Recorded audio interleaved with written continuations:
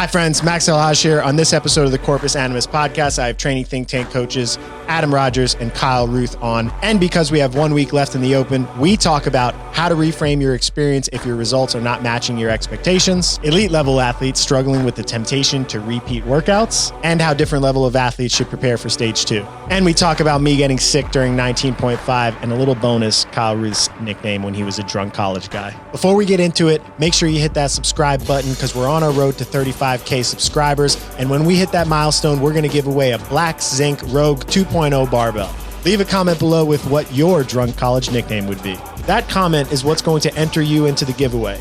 Once we reach that 35,000 subscriber milestone, we'll use a random YouTube comment generator on one of these videos where we promoted the giveaway to draw a worldwide winner for that bar. So all you got to do is be subscribed and comment below to enter. Train along some of the best athletes in the world at the sport of CrossFit. To get a free sample week of our current training cycle, head over to trainingthinktank.com/DSGN. Paper puppet held up with like little wiggly like Cheeto sticks inside of me, and like those Cheeto sticks are the caffeine in my system. This is the most specific. That's awesome. Yeah. I feel my body like ready to disintegrate in a strong gust of wind. It's like just the caffeine is holding me together. Why Cheetos? Have you ever seen the meme where it's like there's a Cheeto in the door lock, in the hinge of the door lock, and like this is what's keeping us safe? It's like just a fucking little crunchy Cheeto. It's gonna break so easily. It's like that's what my body feels like. Like my body's just gonna break so easily right now. For real. All right, so we're going to be talking about this year's Open, but we're not going to be talking about it from like analyzing the workouts perspective. We're going to be talking about it more from like how it's impacting athletes and how it's impacting us maybe as coaches and look at it from that perspective. So we've got a couple talking points. Adam's got some awesome stuff that he brought in, so we're going to talk about. And he's got a Red Bull holding his body together like a Cheeto. If this thing runs out, everybody's in trouble. Adam's just going to melt into the floor while we're talking. No, this year's been, different is the best way to say it, but it's just, I think the contrast from years prior and then going into this year has just been throwing a lot of people for a loop. And I feel like it's worthwhile to have this conversation now before we get into week 3, just to make sure that we're doing our best as coaches and as an organization to hold people accountable, right? To still finish what you started, still make sure that you have focus off of whatever your individual goals are. So, it could be like elite athlete. They're years prior, maybe they've been in the sport for 6, 8, 10 years now. They're used to the Open being super freaking important for their season, to putting a lot of value into their scores, to making sure that they're peaked for each workout. Like they could have been really likely to proceed to regionals or sanctionals or whatever it is, but they're used to putting a lot of weight into what the Open score is.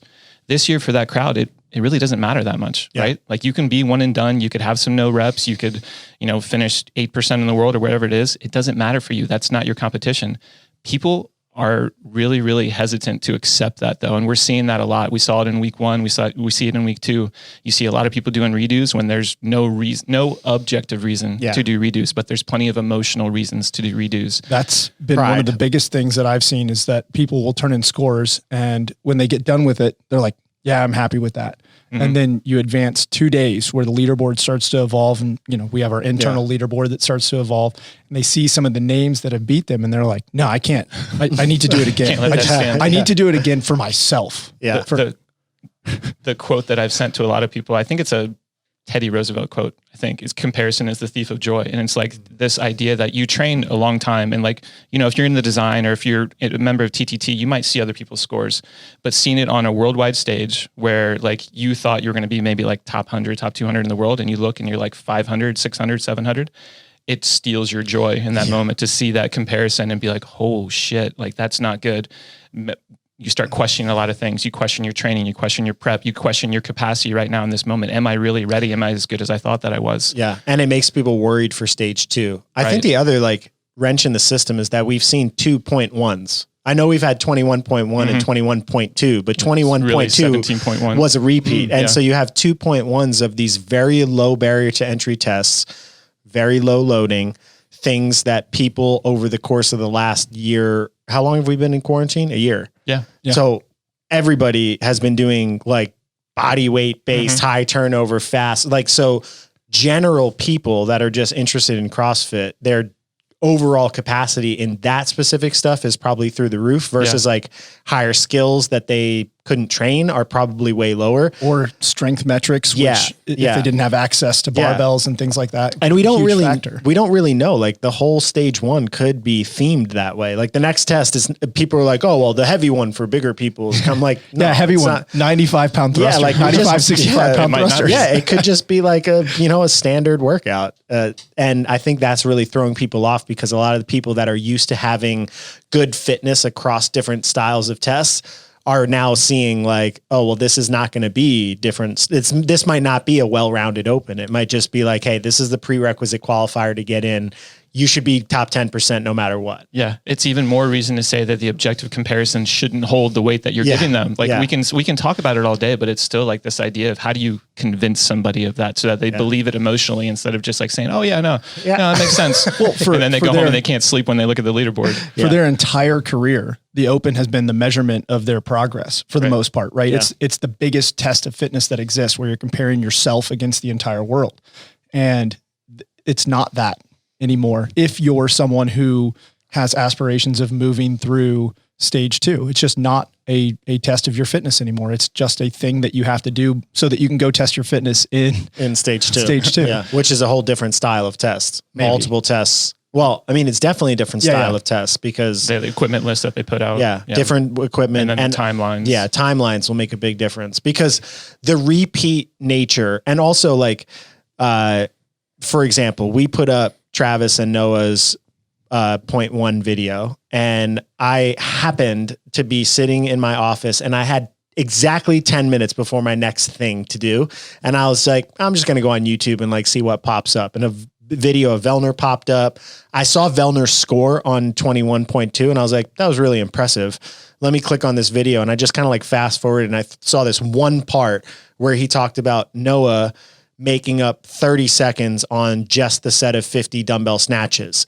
He didn't reference who it was against. I was like, oh, he watched Travis and Noah's video that we posted, and then used that to create a model and understanding for how he needed to attack the workout, hit the workout after, put up a really good score. That won't happen in stage 2. Yeah. And people won't have the benefit of having second thoughts videos, somebody deciding just like, hey, I'm going to do the workout, put my score up and not worry about it. That whole dynamic of how people are approaching workouts is just different when it's like, hey, here's 8 workouts. Everyone's going to be a little bit more secretive and not share their scores. Yeah. I was actually having a conversation with one of my athletes about the fact that the leaderboard will be a blind leaderboard in stage 2. Who's going to turn in their scores early? It's like, the worst thing that you could possibly do if you're trying to get one of those, those stage 3 spots. Turn in your score early in that. And so you're right. It is going to be very different, because right now, this is the most scores I've ever seen turned in on a Friday and a Saturday. Yeah. I mean, there were, I think in the Masters 35 to 39, when I was looking, there were like 10,000 scores up or something like that on Saturday morning, which is a lot compared to years past. How differently do you think the scores would have looked on these 2 if it was a blind leaderboard leading in? Like, I think it just goes live on Monday. Fewer repeats, right? I think there would have been fewer repeats. You do? Yes. Yeah, I do. I do for sure. And I also wonder about like the top scores as well. Like how many people really thought that sub 9 was doable on that 21.2? Man. Yeah. That is impressive. Doesn't it just changes your perception and how you frame that workout though? Yeah. And now it's like, oh, well, I thought top 10, like or sub 10 was really good. Yeah. Sub 9, what the heck? And so now it's like it drives you to go a little bit faster. It's interesting because we've seen a couple of qualifiers now that run a blind leaderboard all the way through the score submission deadline. And it's interesting to think about it from a human sort of like social component, like how much we actually put into the relative comparisons. And like for better or worse, like now all of a sudden we have this marker about what's actually possible, and it changes what we think is possible and what we can get out of ourselves. Well, I think, you said you think there would be fewer repeats with a blind leaderboard. I think it might be the opposite. I thought that too. My anxiety after having done it the first time, knowing like, man, there might be a little bit left on the table and I don't know what's out there. Mm-hmm. Like I don't know where I'm sitting relative to the field. Yeah. That would lead me to be more likely to repeat than looking and going, I'm definitely top 10% with this score. There's no chance I'm going to repeat. Yeah. I've seen a lot of people, and I don't know. I mean, it could go either way. It could just be like a personality thing, but there's been lots of things where it's almost like, man, I felt good about that. That was what I had for the day. Like, oh man, like this was really like a good score. And it's like, Oh, it's dropping. Oh, it's dropping. Oh, God. It used to I like how you sunk each time. Oh, no. I'm It's getting not what smaller. I thought that it was. Yeah. No, it's just interesting to think about it from like how they actually run the competition. So if they do a blind leaderboard, like a real blind leaderboard for the quarterfinals, what would actually change from a performance standpoint? Or is it going to be the scores as optimal as possible if people can't share what they thought was like physically impossible or impossible? It could also be cool if they run the stage 2 as a 1-day blind leaderboard and then keep like actually run it like a competition. Like they put the workouts out. Here's Friday's workout. You have 24 hours to complete it. That's the submission deadline. Your score has to go in. They won't be published until It's X close to period what of they did in time. stage 1 of the games, right? Yeah. Like they would do it a day at a time like that and would go live and you wouldn't really know. You had all the workouts ahead of time. Yeah. But you could only do them on that day. That they had judges there that could prevent you from doing them. I mean, I guess some people could have actually tested the workouts the day before, but that you'd get really you'd be tired. really tired. I'm guessing if they did do that, they'd have to, in order to protect it, they'd have to like either just do the workout or release the workouts one day at a time, or the day of release a password that had to be in your video. Like, hey, this is, Saturday, 2021, 2 or something like that. One more thought on stage 2. So we have an internal leaderboard. How much of an advantage do you think in a blind leaderboard, like stage 2 scenario, how much of an advantage do you think that actually affords for athletes determining which ones they might need to repeat, how far their scores might be off? You think it's I think that we're blessed to have a really good mix of athletes, like elite level athletes who are going to be able to put up top scores on different styles of events to really know like what is that sort of like physical potential for this style of test. Yeah. Right? So we've been lucky enough so far to come across this range of athletes like that. And I think it's something that it's on us, like it's our responsibility to take advantage of that and make sure that we're using it to our advantage when we get to that point. Right. Yeah. Yeah, because you'll have a top score, male or female, somewhere near. We're like, okay, this is close. Yeah. Like even Noah's score was I think 933 on that first attempt. He was still 45 seconds off of the top score, but it was like 10th place or 12th place. Right. Like that one was just an two anomaly. huge outliers. Yeah, there were just outlier scores. So it was still good enough that it could give you a concept for where you're aiming for in a specific workout. So if you're a TTT athlete, an individual athlete, just try and be within a couple seconds or a couple minutes of Noah in each workout, and you're probably going to be okay. I think using Noah as a rabbit might be a mistake. It's going to be a real interesting process to go through for sure. And also managing, I feel like there's been a friendly environment in stage 1 on site. Sure. Sure. I think it'll still be friendly. I think most of the people are confident, but there could be like somebody who's really good that we think is top 120. That's like, oh, here's a specific test that came out that targets one of your big weaknesses that could potentially keep you out.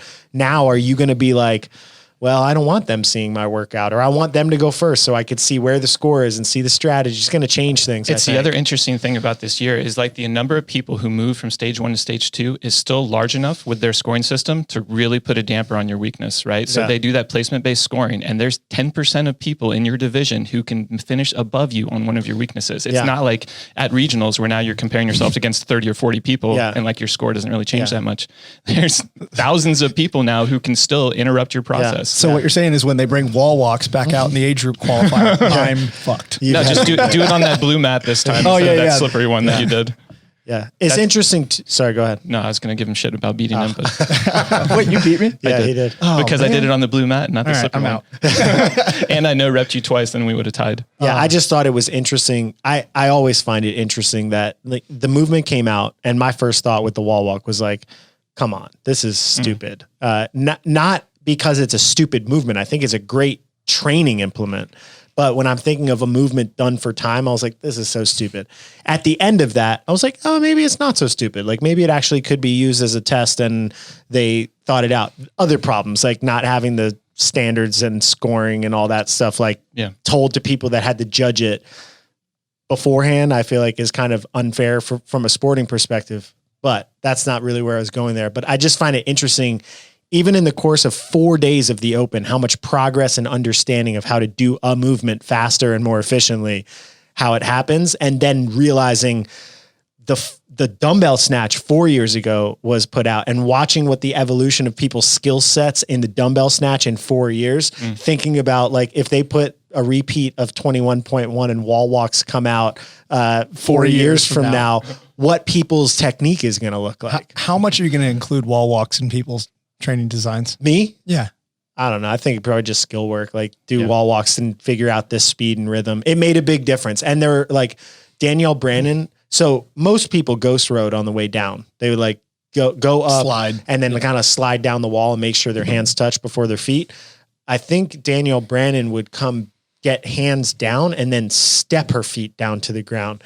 And when I talked to Alessandra, she said that the biggest limiter was her shins. She would fall and hit. And I think the combination of getting like jammed into plantar flexion if your feet were splayed out, or dorsiflexion if you were like tucked underneath you, paired with the volume of jumping, actually might be more efficient in that workout to like figure out a step down technique to save the jumping muscles, which I'd never thought about. So I think there are little things that maybe putting them in Metcons on like easier days and just seeing what happens might be something that I actually do. It's amazing how much crowdsourcing a movement like that, and like, you know, you get done and you see someone like Danielle Brannon and it's like, okay, well, this is the technique that everyone should train for right now. Yeah. Right. And so everyone starts doing that. And then someone comes up with like a little bit of a movement evolution that's just a little bit better.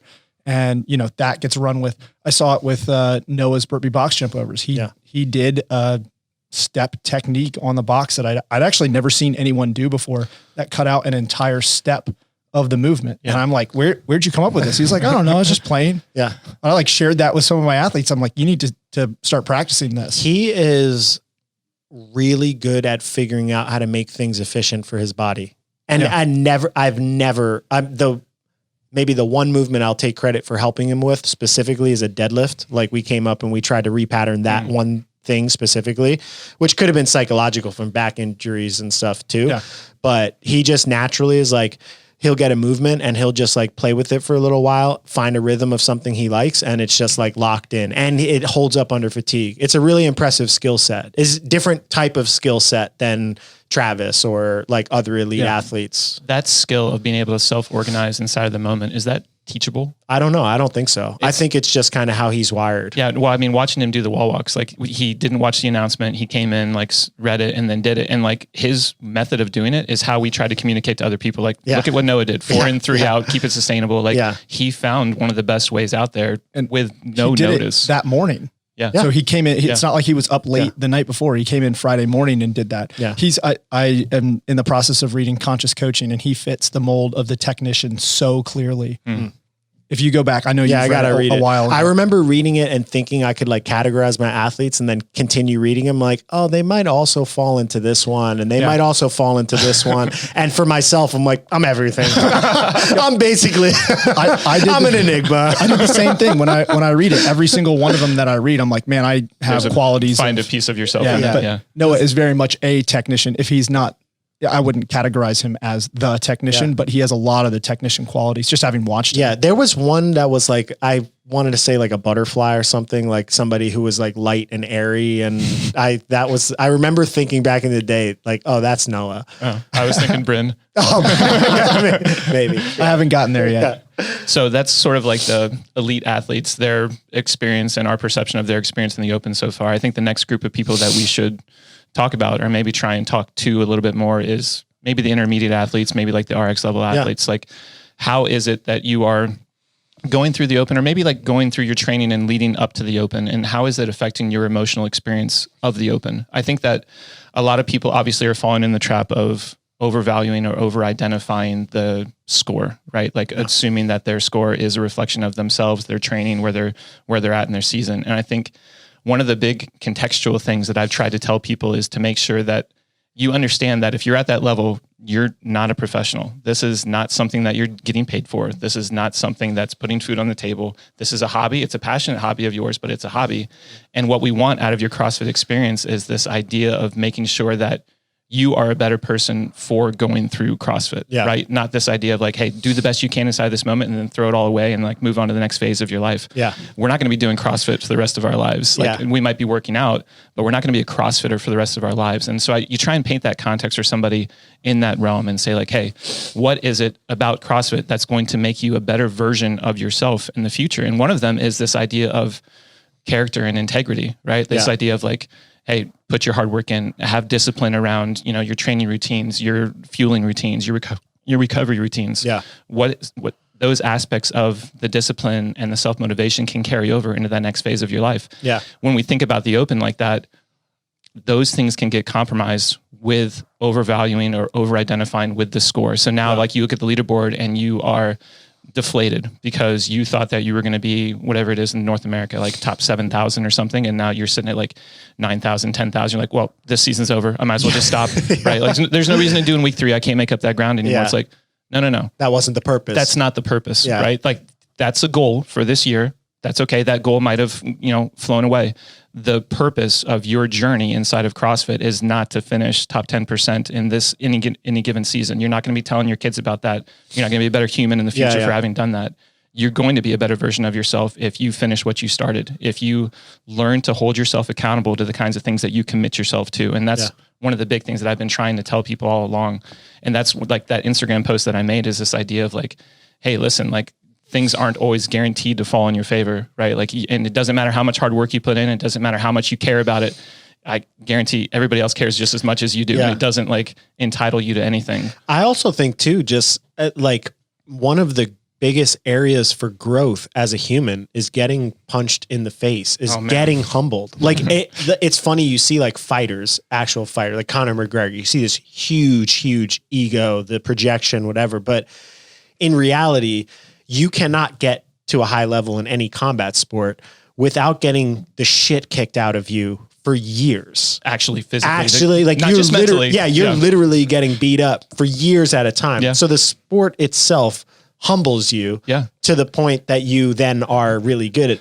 I find there's some parallels in CrossFit. It's just like racing is different. You can come in with just like a better gas tank, but I think for anybody in that intermediate level, putting yourself into those uncomfortable positions where you thought you were capable of 5,000th and you end up in 10,000th, it's a good humility check. And the humility check, in spite of being painful, does help you grow. And there's this quote that I had from Billie Jean King, which is basically exactly what you said. It was on Morning Chalk Up, and I don't always like their stuff, but this is one of the quotes that they put up. It says, sport teaches you character. It teaches you to play by the rules. It teaches you to know what it feels like to win and lose. And it teaches you about life. And like, that's exactly what you're saying is like go into this journey and learn how to be humble. Like you're not entitled to these results. You're not entitled to the top 10%, but you are entitled to learning the lessons along the way that are going to make you a better version of yourself in the future. Yeah. Right?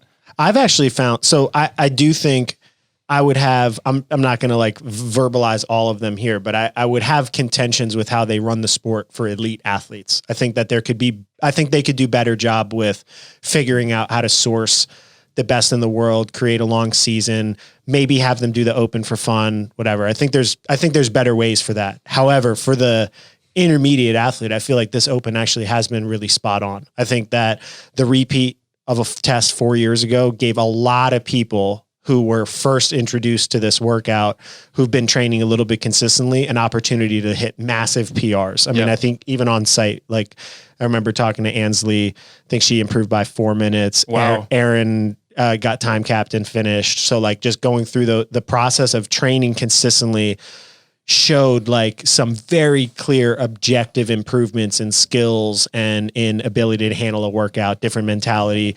So I think that's been really good. And I think the barrier to entry being low has been good. I think just overall, it seems like the experience of intermediate athletes and going after, like actually trying to go after repeats. I don't think those two specifically did, but just having the opportunity to start working on what used to be an important skill for elites. With top 10%, it's not, but I do think there was a lot learned in figuring out how to like sell out and finish a workout and be completely dead and then convince yourself 2 or 3 days later after watching a video that you could be better and then actually proving it to yourself that you could be better. Yeah. That's a interesting skill that I think this specific open has been really good for intermediates for. To that same point, I've actually talked to a couple of affiliate owners and who are also competitors, and they all say that they like this format much more than the old 5-week format. Because number one, their members, their intermediate and novice athletes can stay more engaged. 3 weeks is a much shorter time span for the human, human attention than 5 weeks. And it's, it disrupts their business a little bit less for 5 weeks. And if they are competitive or have competitors in their gym, they can put more focus on the novice, the intermediates, the people that are doing the open for the experience of the open, and then coach their competitors in stage 2 and put and get the gym kind of rallied behind them. So from that perspective, I think it's also been a good thing for just the affiliate community in general. From my perspective, it's been awesome. So 2 weeks and 1 day after the first announcement of 21.1, I think everybody I coach will be done with the open. Just 2 weeks and 1 day. Cause like you have Thursday and then 2 weeks later on Friday, the open's pretty much, my responsibilities are pretty much over, which is like, wow, Max is retiring for the season. But let's keep this going. It's hard to communicate how the seasons past, how intense the open was for us coaches. Yeah. And it's small potatoes. We have a lot of flexibility with our schedule, and it feels like you're complaining about nothing, but man, it's hard. Those 5 weeks are freaking rough. Yeah. A lot of time invested into watching the same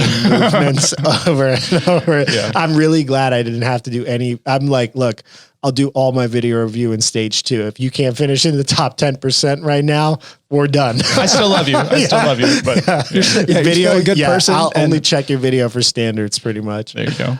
Yeah. What else? I don't know. Let's see. What are the scores on the leaderboard you've been most impressed with? I think the sub 9 minute scores on this most recent one. Yeah. So there was 2, right? Holte and Dakota Rager. That does not surprise me. That he did it? Well, that he was the one. Yeah. Wasn't there a teen there was athlete? Mal O'Brien? No, Mallory, somebody. Yeah, Mallory. I think she's actually from one of the gyms from an athlete that I coach. And now that I'm thinking about it, I think she's a teen athlete. Emma Carey. Emma Carey. Yeah. Yeah. She's I think 16 now and did a sub 9 minute. Yeah. 21.2. That is insane. So impressive. I watched the video and there's efficiency that could be had on some of the burpee box jump overs. There's potentially room in the tank for her to go even faster in future years, regardless of just developing more capacity and more output. That's insane. Yeah. The volume of scores, even sub 10 on that workout, because you're basically doing fast burpee box jumps and cycling the dumbbell at a faster than normal cadence, not just go smooth it around. You're actually pulling it down to the ground and pulling it back up, which I find super impressive. I think Brent Fikowski's 0.1 score was the thing that stuck out the most. I know he's good on his hands, but he's a big man, and I think he was a 12 something for the wall walk workout, or 11 something. It was fast. Yeah, it was fast, really, and it was impressive. clean too. Yeah, I really liked good how well quality that looked. reps. Yeah, long ass arms. He was going back in 2 steps. Yeah, he's just so deliberate with his movement, but he still is able to move fast. There's another technician. Yeah, I would say that. Technician. Yeah, he might fall in that category for me a little bit more than he's Noah. A professor archetype. Get it right. They're impressive, scores at the top, but I've been equally impressed with people who are able to accept their first scores and sort of deal with the hit to their ego about not really being where they want to be. Yeah. Right. There's been plenty of my athletes who there's been a lot of people who are upset with their scores and it's not where they thought it was going to be and they wanted to redo it. And you have to try and talk them off that ledge or give in and say hey, maybe this is what's best for you to go out and banish your demons a little bit. But for those of them, I'm not in this boat, who are willing to just do a one and done, stick to the plan, move on to the next stage where it's really where that matters, where their season is. That to me is a really impressive, mature mindset that I've been very happy to see. Well, we had talked about this a little bit before we got on camera, and that's just the fact that for some athletes, when, in years past where the open has been the thing, it's the thing that qualified them for sanctionals or the thing that qualified them for regionals, they had this peak, right? So they started to taper back a couple weeks going into the open and they were fresh. And between the open workouts, they did very little other than touch on what might be coming up in the coming weeks and then recovery work. And their open scores, relative to the world have been really good. And now where they're going through the open, kind of training through the open and kind of getting beat down, and they're still pretty tired because they have this 10-day taper window built into the season before stage 2. Their scores are nowhere near relatively where they have been in the past. And that is really tough for them to deal with. They're oh man, I'm so not well prepared. Yeah. Well, it's crazy. I was listening to, I think it was Andrew Huberman podcast today, and he talked about this concept called it's like a reward prediction error. It's basically how reinforcement learning works, right? Like you have a dopamine release or trigger with an expectation, and then you have a dopamine release you get the reward or you have the experience, right? And so those kinds of athletes are really, really used to, they expect to finish well. They see themselves finish well. There's dopamine, that there's a match there, right? There's no prediction error, doing it. right? And then, but what ends up happening is they have this expectation, they have this dopamine level that's here, and then there's a mismatch with the experience. And what ends up actually happening at a physiological level is dopamine's blunted. It will down-regulate, and you're not getting the feeling that you want.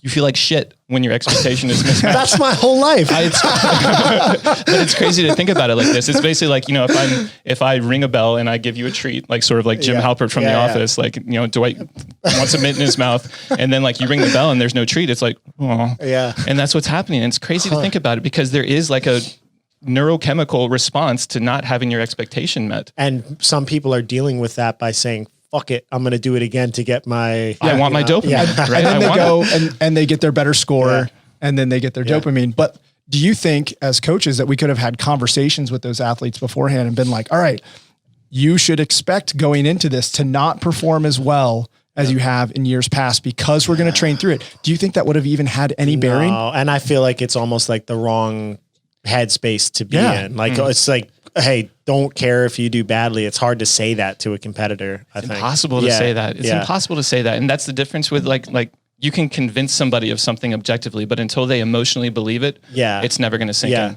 Never going to sink in. So for elite athletes, I feel like, Noah having to redo it kind of sucked, because he's like one of the, people that would be the role models. Yeah.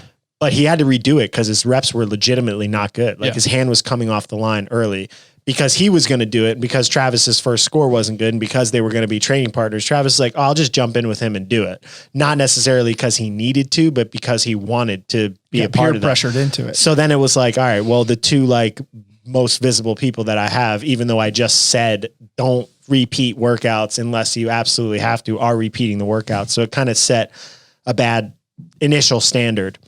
They got relatively good quality training in, and then now I think are kind of on this path of training. But I don't think a lot of people that fell into that repeat boat were like that. I don't think they were training. So now we're about 2 weeks out from stage 2, right? 2 weeks and 2 days at the time of filming this. Tips for even RX people who might know mathematically they're not finishing in the top 120 as we go into the last workout. And then you have about a week of training and then half a week of a little taper week before the workouts come out, and maybe we get more info on it.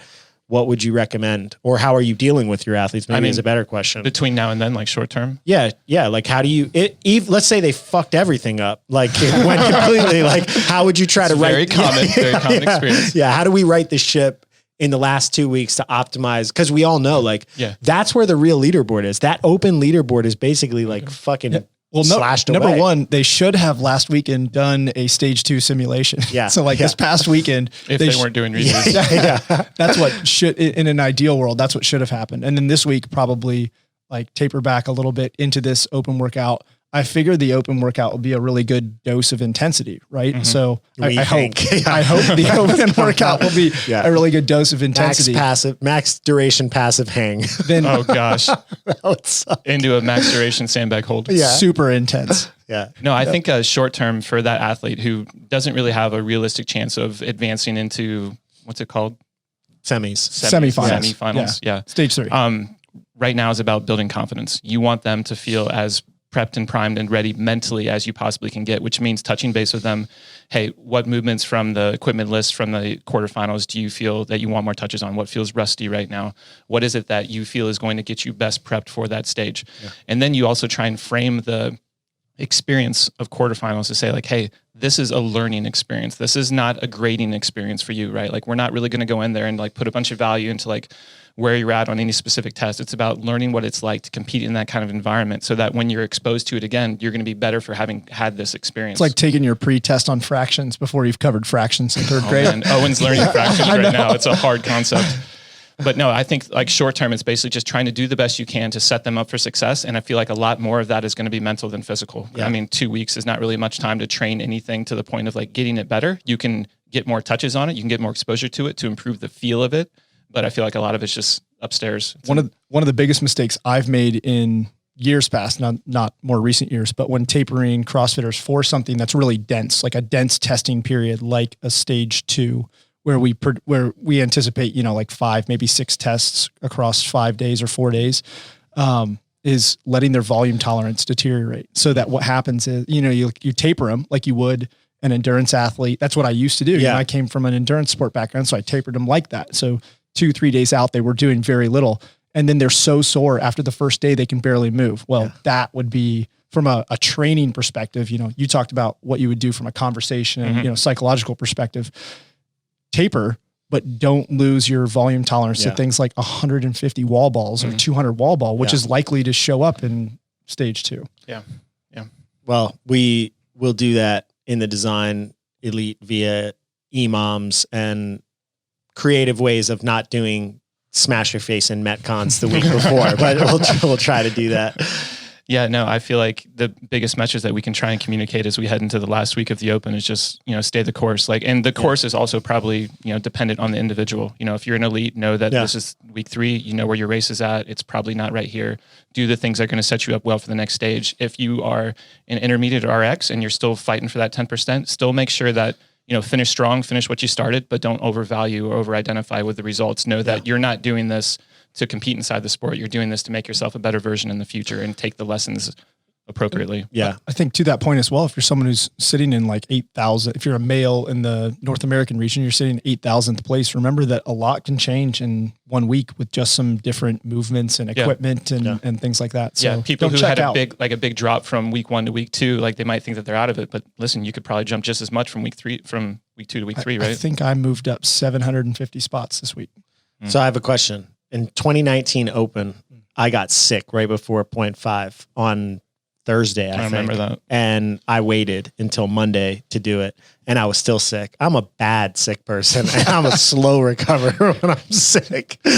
And I came in and I did the workout. I was like battling in my head, like I'm not a professional athlete. I got other people to focus on, but I did the workout, and it was one of the worst 10 minutes of my life. Or it wasn't 10 minutes. 28. Yeah, it was long. It was whatever the time cap was.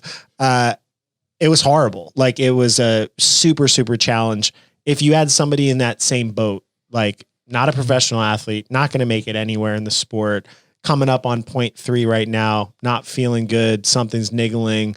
When you say be like a completionist, finish strong, get what you want out of this, I made the decision that I had to do it. Like I was going to test myself and figure out, like I signed up, I'm putting all my scores in, I'm committed to doing this. In hindsight, I don't know if it was the best decision. I don't know if I should have just let everyone on site make fun of me for not finishing and just stay home and rested. How do you coach those types of things? Well, I was going to throw it back at you and ask you, did you get value out of that? Was there value? Cause I know that we've talked a lot about your internal dialogue and how you talk to yourself, and it's not necessarily how I would, coach somebody to talk to themselves, but for your individual experience, do you think that there is value in finishing? Like if you hadn't finished, I can only imagine what you would have been saying to yourself afterwards. Yeah. For my mental health, yes, it was valuable. And I think for my perspective, it was valuable. I think that a lot of the decisions I make that I retroactively think that was stupid make me tougher as a human, make me more resilient as a human, and make me handle things better. And I like that outcome. I don't know, if I'm being honest with myself and being vulnerable here, I don't know if those are optimal decisions for performance or longevity. Yeah. So I don't know. I mean, I think there is definitely something to be rewarded, but it's like for everything given, something is taken. And I don't know. For sure. I don't know. I'm pretty sure I coach differently for others than I do myself. Like when I make those decisions, I don't think I would have said, "Hey, you can't breathe through your nose. Your throat, especially now in a pandemic." Yeah, it would be a lot different now, I think. But I do wonder that because there is an aspect of this sport that does cultivate a sense of toughness for people in a world that's very padded and untough. Like when I meet people sometimes now, I'm like, wow, you are just like weak. So soft. In a bubble. But that's one of the things, like when we talk about the positive aspects of a CrossFit experience that you can carry over into the later stages of your life, that's one of them, right? It's just learning like what you're actually made of. Like a lot of us go through our lives and like not going to get into fights. Like you go and roll around a lot, but like, I'm not going to get punched. I'm not very likely to get punched in the face. Adam, have you ever been punched in the face? I have, but it's been a long time. Yeah. Were you drunk? Too. No, I wasn't drunk. Oh, okay. He was drunk. Okay. Yeah. I was drunk. You were drunk. You definitely. It's actually, you guys fought. Okay. Oh man, I don't think we would have been friends back in like the teenage No, years. we talked about this. Yeah. I don't think so. Yeah. Didn't they call you Ruthenstein? Yeah. When you were drunk? We should Pretty not, sure no one would have been friends with you. we should not go into this on the podcast. Yeah, shifting back. Yeah. No, I think that using the sport and using the experience to, test yourself is a great way to like bring some value out of it into your future, experience, whatever's coming up for you. If I had somebody in that situation, I'd want to really lay out as clearly as possible what I think the risks are, what I think the potential benefits are, and then try and have as objective a conversation as possible. Because I feel like what happened with you is that internal dialogue was focusing on a lot of the bad stuff, right? Like people are going to make fun of me if I don't finish. I'm going to feel soft afterwards. Maybe not enough weight was put into this other side of like, all right, like what's the risk if I go down this route, or what's the potential benefit if I don't go down this route? Like, would I still be able to train better in the next week? I think trying to lay all that out and then having them come to a decision that's maybe a little bit more, I don't know, maybe a little bit more clarity was how I would go about it. But I don't think there's an answer. I don't think it's like, hey, it was just a story. Yeah. And I remember watching you God, and just being like, why is that's he a tough motherfucker. Why is he doing this? So maybe there was another aspect that you inspired some other people around you, which I always think is an important meaning or an important purpose in competing. Like you obviously inspired him. He's like, damn, that was inspiration. So now Adam is trained through being sick multiple times. I don't know about it, inspiration, but I More like, I don't want to be like that.